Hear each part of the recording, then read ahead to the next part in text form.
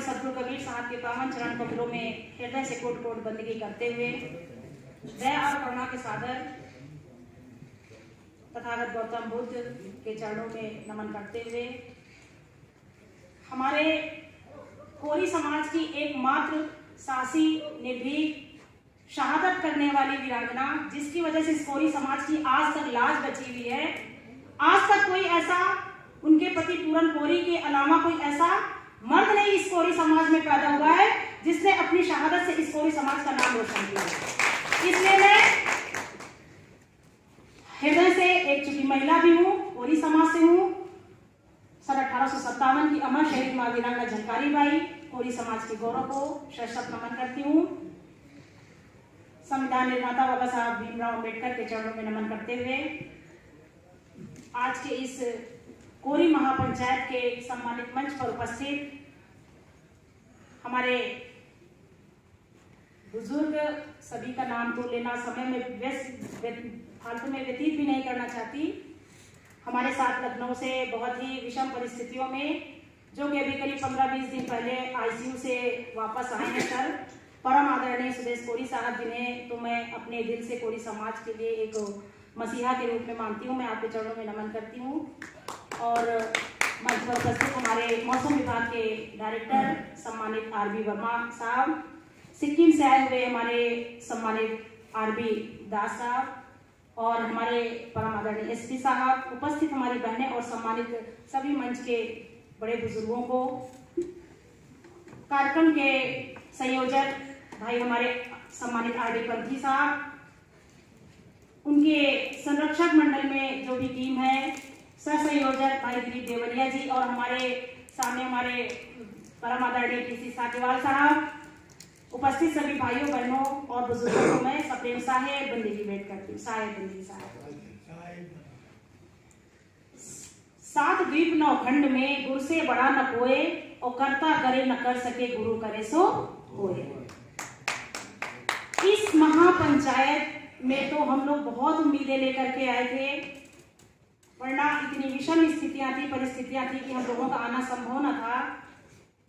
फिर भी एक आशा की किरण लेकर के आए हैं कि शायद इस महापंचायत के मंथन से कुछ ऐसा निकलेगा कि इस पूरे देश में एक संदेश जाएगा और कोरी समाज का कुछ भला हो सकेगा।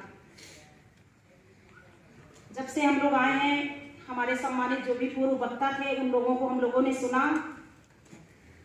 हमारे आरविदास साहब ने एक चीज कही, many mind many man many mind. जितने भी लोग यहाँ बैठे हैं सबके अपने अपने अलग अलग विचार हैं, सबके अलग अलग सिद्धांत हैं, सबके अलग अपने अपने मत हैं। लेकिन साथियों, आप सभी से हमारा एक निवेदन है, जैसा कि इस कार्यक्रम का उद्देश्य है और उस उद्देश्य की सफलता तक पहुंचाने के लिए मैंने परम आदरणीय आरडी पंथी साहब से विशेष निवेदन किया था। क्योंकि हम लोग कार्यक्रम ऑर्गेनाइज करते हैं तो हम लोगों को पता है कि कार्यक्रम ऑर्गेनाइज करने में जो आयोजक मंडल है उसको कितनी मेहनत करनी पड़ती है, और सर्दी के मौसम में 2 दिन का कार्यक्रम रखना बहुत कठिन काम है। आपने टीम के लोगों को बुलाया जो समाज के विषय में अपने चिंतन दे सके, और हम तो कहते हैं कि ये केवल बोलने का मंच नहीं है, हम यहाँ पर मथने के लिए आए हैं, मंथन करने के लिए आए हैं। ऐसा नहीं आप बोल गए हमने सुन लिया, हम बोले आप सुन लिए, क्या मतलब रह गया प्रोग्राम का। जैसे सारे प्रोग्राम होते हैं, आए अभी टाइम हो जाएगा, 5 बजेगा, हाल बंद होगा, हम लोग अपनी अपनी दिशाओं में चले जाएंगे। कार्यक्रम की सफलता कहाँ हुई, सार्थक कहाँ हुआ कार्यक्रम। हम तो चाहते हैं कि अगर देश के विभिन्न प्रांतों से, यहाँ पर समाज के विभिन्न संगठनों से प्रतिनिधि के रूप में जो भी हमारे सम्मानित भाई साथीगण उपस्थित हुए हैं, जो नहीं आए उनकी कोई बात नहीं, जो आए उनके मन में कहीं ना कहीं हृदय में टीस है समाज की, वरना यहाँ इतने लोग बैठे न होते। जो नहीं आए, हम ये नहीं कह सकते कि उनके सीने में दर्द नहीं है समाज के लिए, लेकिन विषम परिस्थितियां रहे, कुछ भी हो, हम आप सब मिल करके भी कुछ यहां से निकाल सकते हैं। और मैं निवेदन करूंगी आप सभी से, अपने समाज के बुद्धिजीवी लोग हैं हमारे, बहुत संगठन चलाने वाले बड़े बुजुर्ग लोग हैं। मैं निवेदन करूंगी कि यह निर्णय तक, कंक्लूजन तक ये कार्यक्रम पहुंचना चाहिए, वरना कार्यक्रम का कोई मतलब नहीं है और हम तो चाहेंगे फिर हम लोगों का आना ही यहाँ भोपाल में व्यर्थ है। तकलीफ होगी मुझे, सच बताओ। हम लोगों के भी परिवार है, बच्चे हैं, छोड़ के आना आसान नहीं है इतनी दूर से।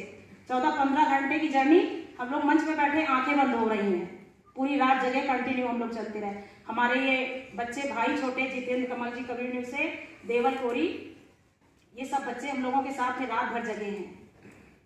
तो साथियों, मेरा विशेष विनम्र निवेदन है आप सभी लोगों से, हो गई है पीर पर्वत सी पिघलनी चाहिए, अब हिमालय से कोई गंगा निकलनी। मैं चाहती हूँ कि इस मंच से आज कोई गंगा निकलनी चाहिए। जितने लोग निर्णय लेने के लिए काफी हैं, भीड़ की जरूरत नहीं है। यहाँ सारे लोग समझदार हैं, बुद्धिजीवी है। जैसा मैंने वक्तव्य में सुना है कि लोगों के पास ज्ञान का खजाना है, अनुभव का खजाना है। लोगों ने अपने जीवन में बहुत से अनुभव इकट्ठे किए हैं, लोगों ने समाज के लिए काम किया है। लेकिन एक समस्या मुझे बहुत दिखाई दी। कल से कार्यक्रम चल रहा है, क्या विचार है क्या नहीं मुझे नहीं पता, लेकिन मुझे एक बहुत बड़ी जो क्रिटिकल समस्या हमारे समाज की है कि केवल समस्याएं ही समस्या है हमारे समाज में। विभिन्न मतलब समस्याओं को कोई अंत नहीं है। सब लोग समस्याएं बता के गए, ये होना चाहिए वो होना चाहिए, करेगा कौन ये तो बता दो। आरडी पंथी जी अकेले कर लेंगे, दिलीप देवरिया जी अकेले कर लेंगे, करेगा कौन? किसी पत्रिका करेगी, पत्रिका दी गई है। देखिए साहब, साहित्य का अपना, देखिए हाँ, मैं आर्य जी, रामदास आर्य जी को मैं बहुत हृदय से बधाई देना चाहती हूँ, उनका धन्यवाद देना चाहती हूँ बड़े हृदय से कि आप एक बहुत महत्वपूर्ण कार्य कर रहे हैं। लेकिन साहित्य का भी अपना एक स्थान है। साहित्य हर व्यक्ति तक नहीं पहुंचता है और साहित्य पढ़ने में सबकी रुचि भी नहीं होती है। सही पूछे तो हमें अपने कोरी समाज का भी असली इतिहास पता नहीं है, अभी भी नहीं है। इतना ज्ञान होने के बाद भी सच्चा इतिहास हम लोगों को अभी भी पता नहीं है। मैं दावे के साथ कह सकती हूँ, हो सकता है कि आने वाले समय में आप लोगों को ये चीज पता चल जाए। करेगा कौन? अब यहाँ पर जितने लोग बैठे हैं, मुझे लगता है किसी न किसी संगठन के पदाधिकारी होंगे, कार्यकर्ता बन के कार्य कर रहे होंगे। अब हाथ उठा के पता कितने लोग समाज के लिए कार्य करने के लिए तैयार हैं। ये मेरा आप लोगों से सवाल है, निवेदन है, अपील है। अगर इतने लोग काम करने के लिए तैयार हैं तो मुझे पूरा विश्वास है कम से कम जितने प्रांत से यहाँ पर प्रतिनिधि उपस्थित हैं, उन प्रांतों में कोरी समाज को आगे बढ़ने से कोई रोक नहीं सकता। हम लोग सभी लोग करना चाहते हैं, लेकिन करेंगे क्या, ये भी सवाल है। हमारे साहब एक कहानी सुनाते हैं, अन्यथा न लीजिएगा, विषय आ गया तो मैं 1 मिनट में सुनाना चाहूंगी। एक व्यक्ति था, उसका जो डॉगी था पालतू, तो वो सड़क पर टहलाने के लिए ले गए, तो वो सड़क पर खड़ा खड़ा गाड़ियां देख रहा था, आती जाती गाड़ियों को देख रहा था। गाड़ी निकल रही थी वो देख रहा था, गाड़ी निकल रही थी वो देख रहा, और मालिक भी उसको बड़े ध्यान से देखे जा रहा था। उतने ही ध्यान से उस डॉगी को मालिक भी देख रहा था। तो उनका एक पड़ोसी आया, जब बहुत देर हो गई तो उन्होंने पूछा कि भाई तुम्हारा कुत्ता है? बोले हाँ। बोले इसको इतने ध्यान से देख क्यों रहे हो? तो बोले कि मेरा कुत्ता है और मैं कुछ सोच रहा हूँ। बोले क्या?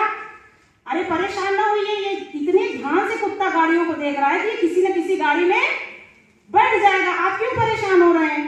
वो दौड़ता था, कुत्तों की आदत होती है ना गाड़ी के पीछे दौड़ने की, कभी बगल में कभी कभी तो चले ही जाते हैं। उस पड़ोसी ने उनको आश्वस्त कराया कि आप परेशान न होइए, आपका कुत्ता किसी न किसी गाड़ी में बैठ के निकल जाएगा, चढ़ जाएगा, इतना हिम्मती है। तो उस कुत्ते के मालिक ने कहा भैया, बहुत ध्यान देने की बात है, मेरा निवेदन है, आप लोग अन्यथा न लीजिएगा। तो उस व्यक्ति ने, मालिक ने डॉगी से कहा भैया मुझे ये पता है, मेरा कुत्ता है, इसकी आदतों से मैं वाकिफ हूँ, कि ये किसी न किसी गाड़ी में तो बैठ जाएगा, लेकिन समस्या यह है, मैं सोच रहा हूं कि ये करेगा क्या। आज कोरी समाज की यही स्थिति है। भिन्न भिन्न संगठन बने हैं, कोई 4 लोगों का संगठन चला रहा है, कोई 10 लोगों का चला रहा है, कोई 15 लोगों का चला रहा है, बैठे हैं गाड़ी में, लेकिन किसी को ये नहीं समझ में आ रहा है कि करें क्या। अगर इतना समझ में आ जाता तो इतने संगठन बने हैं, ये महापंचायत करने की आर डी पंथी जी को जरूरत नहीं होती। सारी समस्याओं का हल, जहां तक मेरा अपना अनुभव है, विगत करीब सामाजिक क्षेत्र में 20 वर्षों से जो कार्य करते हुए अनुभव अर्जित किया है, अपने कोरी समाज का कार्य करते हुए मैंने जो अनुभव अर्जित किया है उसको मैं आप लोगों के समक्ष शेयर करना चाहूंगी। जो मूल समस्या है हमारे समाज की, जो जितनी भी समस्या पंथी जी ने रखी है, मेरा मानना है कि उसमें सिर्फ अगर एक बिंदु पर हम ध्यान देंगे तो सारी समस्याओं का निदान अपने आप हो जाएगा। वो बिंदु है कोरी समाज में सर्वमान नेता का अभाव। हम भिन्न भिन्न क्षेत्रों में, भिन्न भिन्न जनपदों में, भिन्न भिन्न प्रांतों में भिन्न भिन्न नामों से जाने जाते हैं। सबके क्षेत्र के हिसाब से गोत्र बदल जाते हैं और इसीलिए हम लोग क्षेत्र और गोत्र में बटे हुए हैं। ये भी बहुत बड़ा कारण है हम एक नहीं हो पा रहे हैं, और हम सब चाहते हैं कि हमारा समाज एक हो जाए। साथियों, मैं एक उदाहरण के माध्यम से आप लोगों को समझाना चाहूंगी कि अगर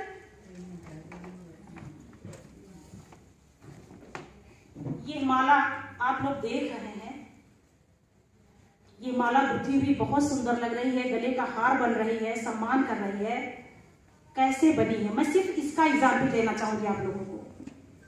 इसमें किस किस चीज की जरूरत हुई? फूलों की, फूलों को बुनने के लिए धागे की, और एक चीज है जो दिखाई नहीं दे रही है, सुई की। जब हम फूल की दुकान पर जाते हैं तो जो रंग बिरंगे फूलों से गुथी हुई मालाएं होती हैं वो हमें बहुत प्यारी लगती हैं। हमारे जो भिन्न भिन्न रंगों में रंगे हुए, भिन्न भिन्न क्षेत्रों में, गोत्रों में बटे हुए हमारे भाई लोग हैं, अगर हम उनको इस माले के रूप में पिरोना चाहते हैं तो हमें इन 3 चीजों की जरूरत होगी। हमारे पुष्प हमारे समाज का एक एक भाई है। धागा, जैसा हमारे एसपी साहब जी ने भी कहा, कई वक्ताओं ने हमारे कहा, एक विचारधारा। हम सभी महापुरुषों का, शायद डायरेक्टर साहब ने कहा, हम सभी महापुरुषों का सम्मान करेंगे, लेकिन मुझे एक अपना कोई आइकन बनाना पड़ेगा। ये समाज के हित में सोचिए, अपने हित में व्यक्तिगत सोचेंगे तो बात बिगड़ जाएगी। हम यहाँ समाज के लिए बात करने बैठे हैं। ये धागा एक विचारधारा है, एक सिद्धांत है जिस पर समाज हमारा चलेगा, और एक सुई, जो मैंने सर्वमान नेता के अभाव की बात की थी, वो सुई, वो एक नेता है। कितने भी फूल इकट्ठा कर लीजिए, कितने भी धागे इकट्ठा कर लीजिए, लेकिन अगर एक नेता, एक सुई नहीं होगी तो कभी फूल माला नहीं बन सकते हैं। आप लोग मेरी बात से सहमत हैं क्या? इस समाज में एक सर्वमान्य, जो जिसको सभी लोग नेता माने, उसका अभाव है। और जिस समाज ने अपने समाज का एक नेता बनाया, आज वो समाज तरक्की कर रहे हैं। अगर हम अपने यूपी की बात करें, आज तो ऑल इंडिया लेवल पे सभी को खबरें रहती है, सभी जानते हैं, मायावती जी से सभी लोगों को तकलीफ रहती है, खासकर हमारे विशेष कोरी समाज को रहती है, क्योंकि हमारे समाज को उन्होंने रिकॉग्नाइज नहीं किया। उन्होंने, ऐसा लगता है कि अनुसूचित जाति ने हमें समझा ही नहीं, उठा के यूज किया, भीड़ इकट्ठा कराई हमारे लोगों की, और हमारे लोगों ने तालियां बजाई और मिट्टी झाड़ के चले गए। हक के लिए कोई लड़ने के लिए आगे नहीं आया, और जो लड़ने के लिए आगे आया उसकी कान पकड़ के पीछे खींची गई। हमारे माननीय सुदेश साहब भी बैठे, इन्होंने बसपा ज्वाइन की थी, बसपा छोड़ी, इसी समाज के लोगों ने इनका विरोध करना शुरू कर दिया। तो साथियों, हमें अपने नेता जो भी बना लीजिए, आप राष्ट्रीय स्तर पे एक नेता हो, और नेता हो कैसा, ये भी बड़ा कठिन विषय है। नेता कैसा होना चाहिए? नेता की लीडरशिप की कुछ क्वालिटी होती है। हमारे मोटिवेशनल स्पीकर्स बैठे हुए हैं, तो लीडरशिप की क्वालिटी जिसके अंदर हो वो नेता है। देखिए एक चीज और फंस गई, नेता बहुत है लेकिन नेतृत्व, जो एक सुई है वो नेतृत्व है हमारा, जो सभी का नेतृत्व करेगी, हमारे समाज का नेतृत्व करेगी। और सुई थोड़ा सा चुभती तो, अगर चुभेगी नहीं, नुकीली नहीं होगी, माला नहीं बनेगी। नेता नुकीला होता है, नेता तीखा होता है, क्योंकि उसे माला बनानी, उसे ये फिक्र नहीं है कि इन फूलों को दर्द होगा कि अच्छा लगेगा। अगर दर्द की चाहत करेगा, कांशीराम जी अगर भगा देते थे लोगों को, बेइज्जत कर देते थे, हमारे समाज के लोग उठ के चले आते थे, लेकिन अपने समाज के लोगों की दो बातें सुनने के लिए कोई राजी नहीं है। और अगर इसी स्थिति में समाज रहा तो समाज का कभी भला होने वाला नहीं है, चाहे जितनी महापंचायत हो। आज यहाँ कर लीजिए, कल दूसरे प्रदेश में कर लीजिए, तीसरे प्रदेश में, आज इंडिया के लोग इकट्ठे हो जाए, कुछ होने वाला नहीं है। इस बात पर हमें गंभीरता से सोचना पड़ेगा। एक सम्मान नेता हमें अपना बनाना पड़ेगा, राष्ट्रीय स्तर पर, प्रांतीय स्तर पर। हर प्रांत में एक हमारा लीडर होना चाहिए, और लीडर जो नेता हो कैसा हो। हम देखते हैं लोग फूल माला उनको पहनाते हैं, हमारे बीच में हमारे ऑफिसर्स हैं, अन्यथा न लीजिएगा। माला किनको पहनाई जाती है? जिनको अच्छी कुर्सी मिल गई, थोड़ा सूटेड बूटेड दिखाई दिए, माला पहनाई, फोटो खिंचाई और उसमें व्हाट्सएप में, फेसबुक में भेज दी, समाज सेवा हो गई। आज ऐसे समाज सेवियों की, ऐसे नेताओं की बाजार लगी हुई है। गलत कह रहे हो तो बताइएगा। जमीन पर एक भी काम नहीं, होटल में चाय पी रहे हैं, दो लोग हैं, नियुक्ति पत्र मिल गया, इनको मैंने अपने प्रदेश का, फला प्रदेश का प्रभारी बना दिया। दो लोग बैठे हैं, सब कोरी समाज की गंभीर समस्याओं पर चिंतन करते, गंभीर चिंतन करते हुए, हम इतने लोग मिलकर गंभीर चिंतन नहीं कर पा रहे हैं, और पता नहीं चाय पीते हुए दो लोग कौन सा गंभीर चिंतन करते होंगे, समझ में नहीं आता। तो साहब ये समाज की जिम्मेदारी है, हमें अपना नेता खोजना होगा। जैसा मुझे जानकारी हुई है, हमारे ऐसा नहीं कि मंत्री जी ने हमें बुलाया है इसलिए हम उनकी तारीफ कर रहे हैं, उनकी बात कर रहे हैं। मैं जिसके विषय में जितना जानती हूँ स्पष्ट बोलती हूँ। मंत्री जी ने करीब 20-25 सालों से यहाँ पर संघर्ष किया है, और जहां तक मुझे जानकारी है कि गली गली घूमा करते थे। तो जो जमीनी कार्यकर्ता है, जमीनी लीडर है, उसको हम लोग नेता मानने के लिए तैयार है ही नहीं, तो समाज को ठगा जाएगा ही जरा। जैसा नेता चुनोगे वैसा तो हाल होगा ना समाज का। तो समाज की भी जिम्मेदारी, हमारे गांवों से भी कुछ हमारे बुजुर्ग सम्मानित लोग बैठे हुए हैं, इन गरीबों की बात करने वाला कोई नहीं है। आज संगठनों के माध्यम से बात काहे की होती है? टिकट की, मुझे टिकट मिल जाए बस। अभी हमारे आदरणीय गौरी शंकर साहब ने कहा, हमारे राष्ट्रपति महोदय गौरवान्वित कर रहे हैं हमारे कोरी समाज को।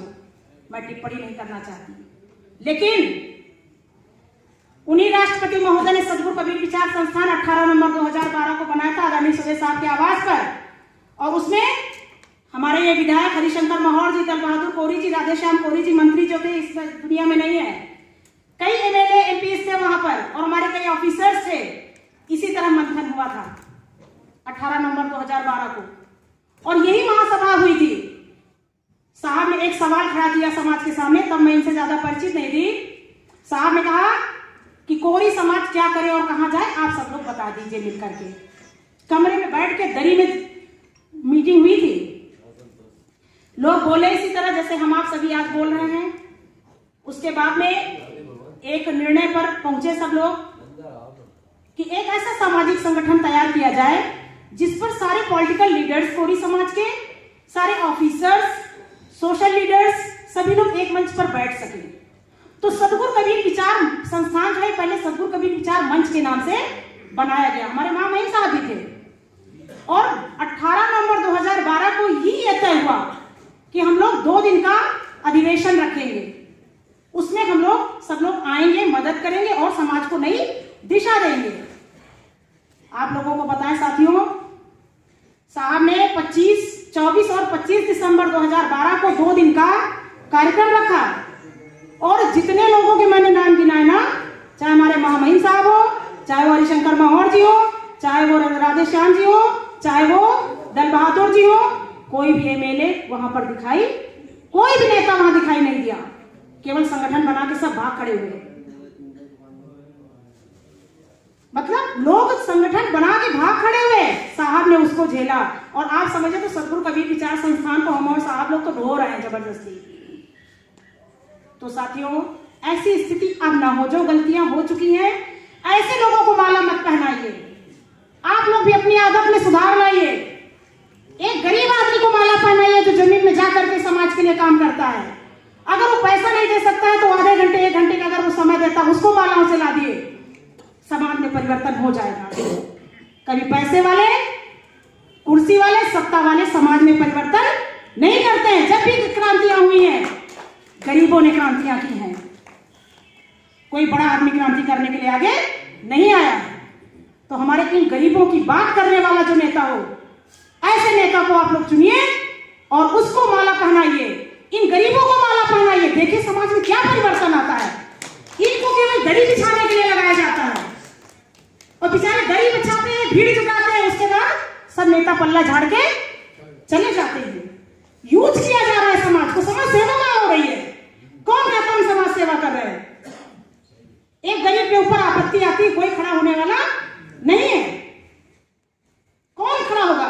क्योंकि हमारे समाज का कोई नेतृत्व नहीं है। नेता के अंदर कुछ गुणों का होना बहुत जरूरी है। वैसे तो आप सभी लोग जानते हैं, लेकिन हमारे जो, मैं थोड़ा सा खुरेचना चाह रही हूं ताकि तकलीफ जब तक नहीं होगी तब तक आप लोग घर में नहीं सोचेंगे।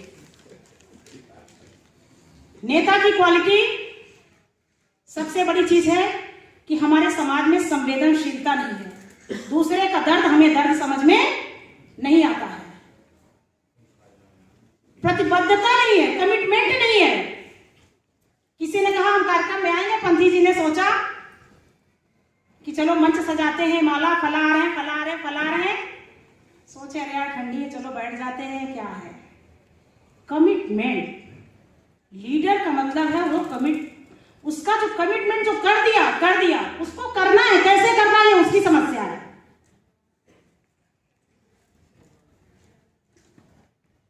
निर्भीक हमारा समाज डरा हुआ है, हमारे नेता डरे हुए हैं, इतने विधायक बैठे हुए हैं और किसी की हिम्मत नहीं है कि समाज के बारे में एक आवाज कोई उठा दे।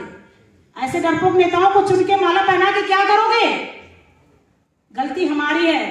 हम उनको मंच देते हैं, हम उनको माला फूल से ला देते हैं, इसलिए वो नेता बने हुए हैं। ऐसे नेताओं का बहिष्कार होना चाहिए। और जिस दिन ऐसे नेताओं का बहिष्कार करोगे, उस दिन देखना समाज किस दिशा में चला जाता है। खुद सोचने लगेंगे लोग। नेता खुद चुनिए, खुद चुनिए अपना नेता। सब लोग मिल के बैठ के तय करिए।